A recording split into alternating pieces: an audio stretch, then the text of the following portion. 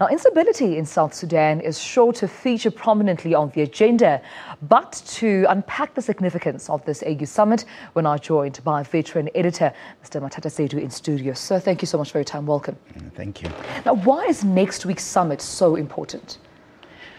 Well, for us as South Africans, it is also important because this will be the last formal, normal summit of the AU where Dr. Nkosazana Dlamini Zuma will still be chairperson of the commission. But it also comes in the midst of a number of incidents that have been happening around the continent, some good, some bad. There have been very good elections that have been held around the continent where the AU has played a major role. Now we're seeing the resurgence of jihadist armies around West Africa and the Horn of Africa, with Al-Shabaab there and the Al-Qaeda in the Maghreb attacking in Mali and now in Burkina Faso. So the summit is taking place under the theme of human rights with particular reference to women. That is the theme for this year. And all these things, whether it's elections or the wars that are taking place on the continent, affect women quite a lot. And so the discussions that are going to take place in Addis in about a week's time will center around those issues and how the advances against patriarchy, the advances against the oppression of women are dealt with continentally. Now, speaking of some of the issues that you raised there, including the attacks we've witnessed in Burkina Faso as well as in Somalia, we can't hide from the fact that peace and security are necessary conditions to ensure that there is development in Africa. How do these attacks that we've witnessed recently hamper with that agenda? Well, let's take the most fresh one in Ouagadougou last night. Burkina Faso has just seen the first civilian president being elected and installed just a few days ago. Roch Kabore was installed as president. Before that, you had either military coups from Thomas Sankara to Blaise Compaoré. So what happened about a month ago with the elections was a major achievement in Burkina Faso, right, in that it brought a break from a past of dictatorship into a future of democracy.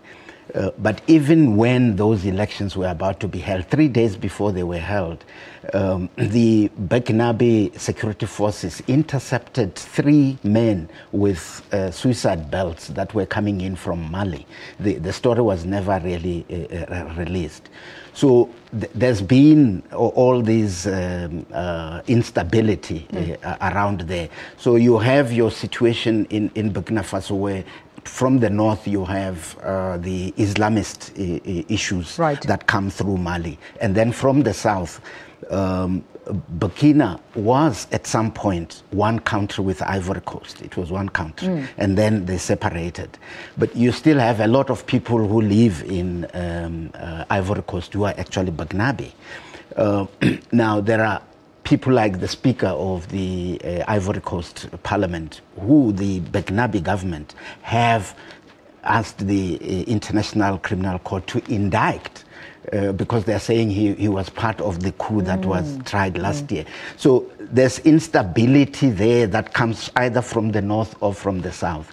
So what happened last night, it's a culmination of all these incidents and also a threat to this very, very fragile democracy experiment that is happening there. And so what do you think, particularly South Africa, needs to be concerned about the instability in South Sudan and Somalia as we've witnessed recently? Well, when the situation in Somalia started getting seriously out of hand, and the AU was sending the mission in there, there was a call for South Africa to be part of that mission. Fortunately, I think from where I sit, reason prevailed. We did not send anybody there. There are no South African boots on the ground. There's equipment that has been sent and all sorts of other assistance that goes through the AU. So with what has happened now, if the numbers are correct, that 68 Kenyan soldiers have been killed, there's going to be a lot of pressure on Kenya to withdraw. And with that pressure will be also calls on other countries to actually move in with their boots. So that's where South Africa is going to come in. And I'm sure President Zuma is now playing in his mind how he's going to dodge this particular bullet. But also, I don't think he's the only one that has, that pressure on his hands. Even with the AU Commission Chairperson, Dr. Nkosazana Dlamini-Zuma, at this next summit that's taking place in the same month. What do you think the AU needs to do to intensify those efforts, of course, to prevent, to manage, and resolve those conflicts within the continent? Well, at one level, there is the issue where you do what is being done in South Somalia, for example. In another, the AU has taken a decision that it actually needs to have a standby army that would go into these situations and operate not as different countries' armies, but as the army of the AU. That army was trained here in South Africa. They completed the training a few months ago. It is the army that Dr. Nkosazana Dlamini-Zuma wants to put in Bujumbura, in Burundi, to deal with that situation there.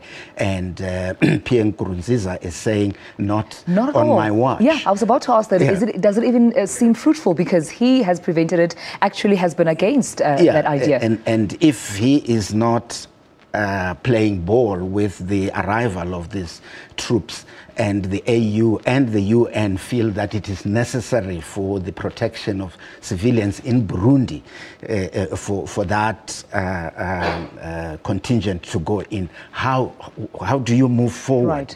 Right. Do they land in Tanzania and then crawl into Burundi and become now part of some kind of rebel army that is fighting the Burundian army?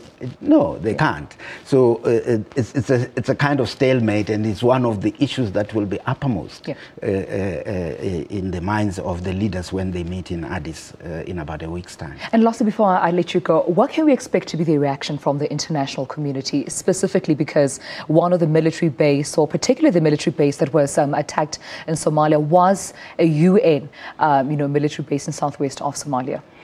Somalia is a very difficult country. I mean, the government in Somalia, it's there, there is a government, but it's essentially a failed state as we speak. So their views are important to some extent, but they are not determining what the future should be.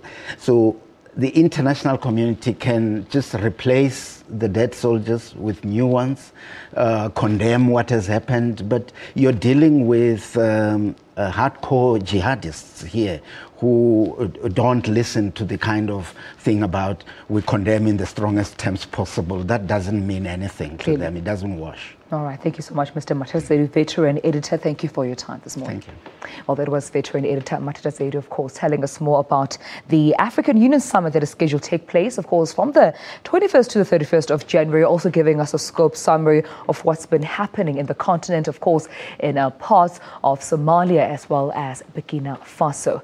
But